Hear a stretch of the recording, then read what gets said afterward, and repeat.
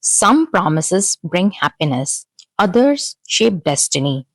This is the promise that gave the Mahabharat its greatest guardian. Let's begin.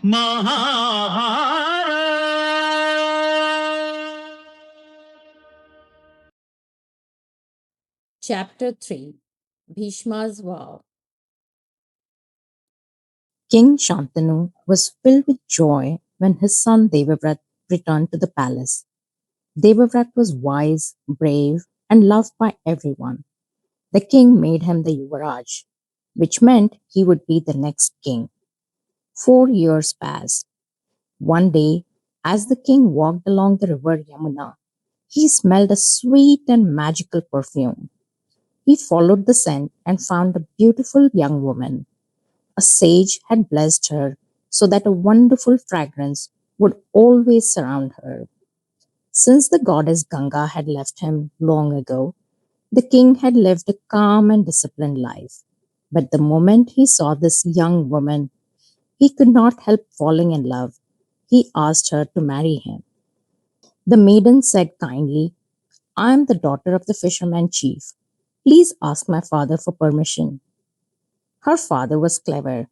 He said, O king, you are worthy to marry my daughter, but first you must make me a promise.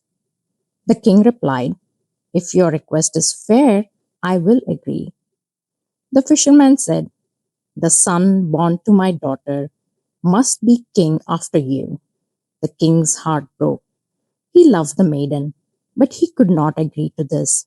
His son Devavrata, born of the goddess Ganga, was already the rightful heir.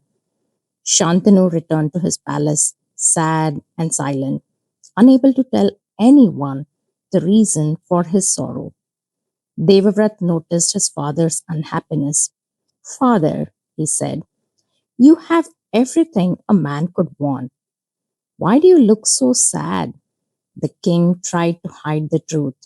He said he worried about having only one son and the future of their family. But Devavrata guessed there was more to the story. He spoke to the king's charioteer and learned about the maiden and the fisherman's condition. Devavrata went straight to the fisherman chief and asked for the maiden's hand on his father's behalf. The fisherman replied, You are the heir. If my daughter marries the king, her son should be the next ruler. But you stand in the way. Devavrata said, I will give you my word. Her son will be king. I give up my right to the throne. The fisherman was impressed, but still worried. I know you will keep your word, he said. But what about your children? They may fight for the kingdom later. How can I be sure the future will be safe for my daughter's son? To remove every doubt, Devavrata made the greatest promise of all. With his arm raised toward the sky, he declared, I will never marry. I will stay pure and devoted forever. The heavens shook with wonder. Flowers fell from the sky. The gods and people cried out, Bhishma, Bhishma. The name meant one who makes a terrible vow and keeps it. From that moment, Devavrata became known as Bhishma. Bhishma brought the maiden Satyavati to King Shantanu.